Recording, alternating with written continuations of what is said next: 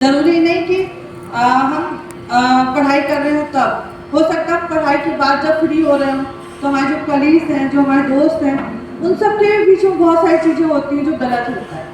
तो आप लोग शेयर किससे करते हो? किसी ना किसी को शेयर करते होगे ना, किससे अपने अंदर वो बात रख लेते हो। मैं ये जानना चाहती हूँ कौन कौन शेयर करता है? अगर कुछ भी आप लोग को बातें बुरी लगती हैं तो आप किससे शेयर करते हो? किसी से नहीं? किससे बताते हो? किससे बताते हो आप?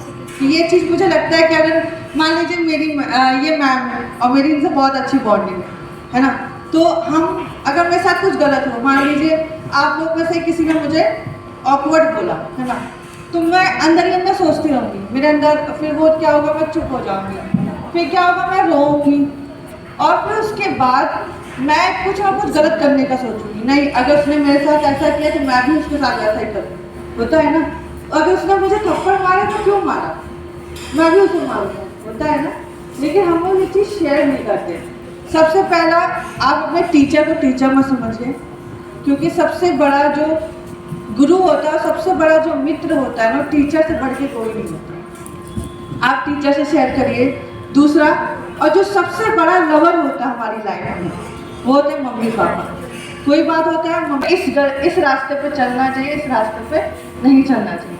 तो आज से आप लोग प्रॉमिस करिए, अगर आपके साथ कुछ भी गलत होता है, कुछ भी चीज़ें होती है, तो आप टीचर से या अपने मम्मी पापा से बोलिए। प्रॉमिस करिए।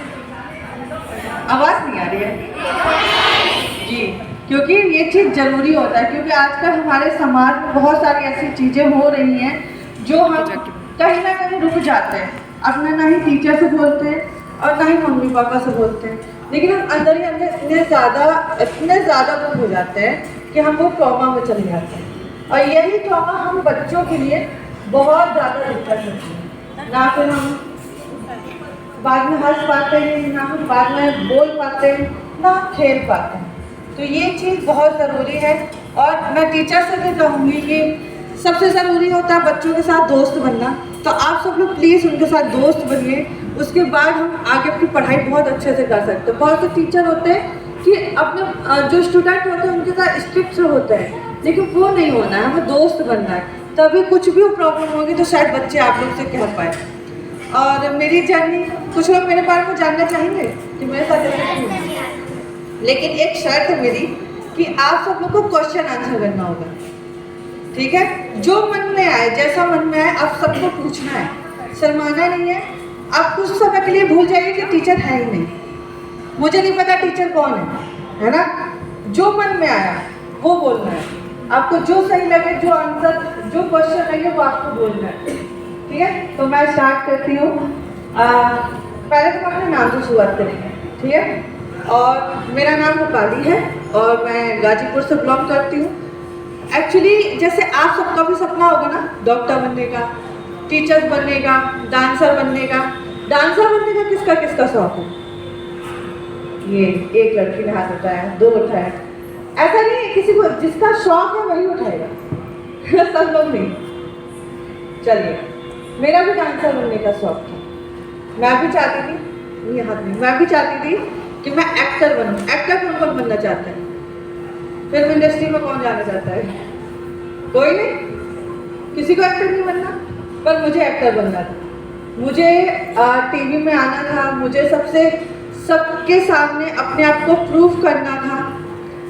ऐसे ही मैंने भोजपुरी इंडस्ट्री जानते हैं सब, गाना सुनते हैं ना सब?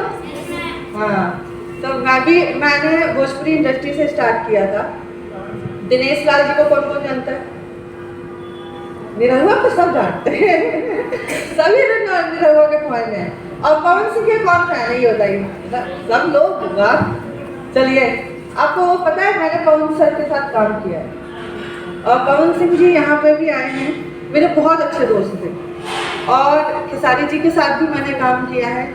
और उसके बाद अब लास्ट में कौन आता है? निरहुआ, उसके साथ भी मैंने काम किया है। तो ये तीनों के साथ मैंने काम किया है। और शायद मेरी जर्नी बहुत कम थी भोजपुरी इंडस्ट्री में और किसी को नहीं देखा गया, और मेरे ऊपर शूटिंग सेट पे रात में एसिड फेंक दिया।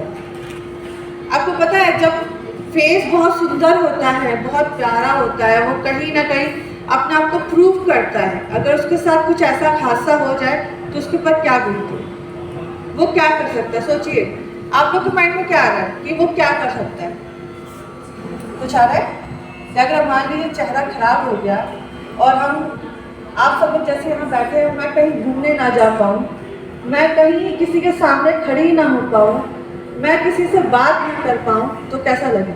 अगर मैं आप सब में से किसी एक को एक 4 कमरे में बंद कर दूँ, ना आपको बाहर निकलने दूँ, ना आपको किसी से बात करने दूँ, ना आपको किसी से मिलने दूँ, तो कैसा लगेगा। आप कहीं ना कहीं रोओगे। ऐसा मेरे साथ भी होता। मैं जब मेरे पास एसिड अटैक पड़ा हुआ ना, तो मैं सब कुछ भूल चुकी थी कि क्या हुआ है मेरे साथ। मैं सब कुछ भूल चुकी थी कि हाँ मुझे लाइफ को कैसे सर्वाइव करना है, मैं कैसे अपने आप को आगे बढ़ा पाऊँगी।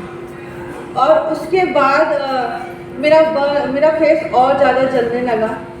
इत्तेफाक से मैं चिल्ला रही थी, चीख रही थी कि कोई मेरे ऊपर पानी डालो, मुझे बहुत ज़्यादा जलन हो रही थी। लेकिन वो जलन कम नहीं थी, वो जलन इतनी ज़्यादा थी कि उसको मैं बयां भी नहीं कर सकती। लेकिन फिर भी बहुत मुश्किल से मैं हॉस्पिटल गई। अगर एक सर किसी ने मेरे ऊपर पानी डाला, और जब पानी डाला तो मेरी बॉडी से धुआं निकलने लगा। अब वो धुआं सर इतना ज़्यादा था कि मुझे बिलीव नहीं हो रहा था कि हाँ मेरे ऊपर कुछ पड़ा है। और जैसे मेरे ऊपर पानी पड़ा, धुआं निकलने लगा और मैं और ज़्यादा जलने लगी, और ज़्यादा मैं चिल्लाने लगी कि हाँ मेरे पे जलन हो रही है, मुझे डॉक्टर के यहाँ लेके जाओ। तो मुझे इत्तेफाक से एक डॉक्टर के यहाँ किसी भी तरीके में 4-5 घंटे एसिड अटैक को झेलती रही, जिसकी वजह से मेरी लेफ्ट आई मैं चली गई और मैंने एक आँख मेरी ख़राब हो गई और मैंने इस दुनिया को देखना बंद कर दिया। फाइनली उसके बाद मैं डॉक्टर के पास गई, डॉक्टर ने मेरा ट्रीटमेंट स्टार्ट किया। और उस समय ऐसा सिचुएशन था कि मैं नहीं समझ पाई थी डॉक्टर ट्रीटमेंट क्या कर सकते हैं इसमें। बस मुझे ये पता था, मैं मूवीज़ में देखती थी कि प्लास्टिक सर्जरी होती है, उसके बाद चेहरा बहुत अच्छा हो जाता है। क्योंकि उस समय मुझे इतना समझ नहीं था। तो मैं यही सोचती थी अब मैं ऑपरेशन थिएटर में जाऊँगी और उसके बाद मेरा ऑपरेशन होगा, मेरा फेस बहुत अच्छा हो जाएगा। लेकिन ये कहने के लिए था, मेरा फेस वैसा ही रहा। और आज आप देख रहे हो, आप बता सकते हो मेरे ऊपर कितनी सर्जरियाँ हुई हैं, काउंटिंग गैस करिए मैंने कितनी सर्जरी कराई होगी कि मेरा फेस ऐसा हुआ है। अब किसी हाँ नहीं, मेरे ऊपर सर्जरी है 26। आज मेरे फेस में 26 सर्जरी हो चुकी है और आज भी मैं पूरी तरीके से ठीक नहीं हूँ। आज भी मुझे कोई ना कोई प्रॉब्लम होती है। आज भी मुझे, आप लोग शायद वेदर मौसम को एंजॉय करते हो ना, ठंडी आती है तो हम एंजॉय करते हैं, बरसात आती है तो हम बारिश में भीगते हैं, और गर्मी आती है तो हम लोग कहीं ना कहीं घूमने जाते हैं, है ना। पर मेरे साथ ऐसा नहीं। अगर ठंडी आती है तो मुझे बहुत ज़्यादा थोड़ा रिलैक्स फील होता है कि नहीं कुछ नहीं है, बहुत अच्छी चीज़ है। और जैसे बरसात शुरू हो जाती है तो मेरे बॉडी में इचिंग शुरू हो जाती है।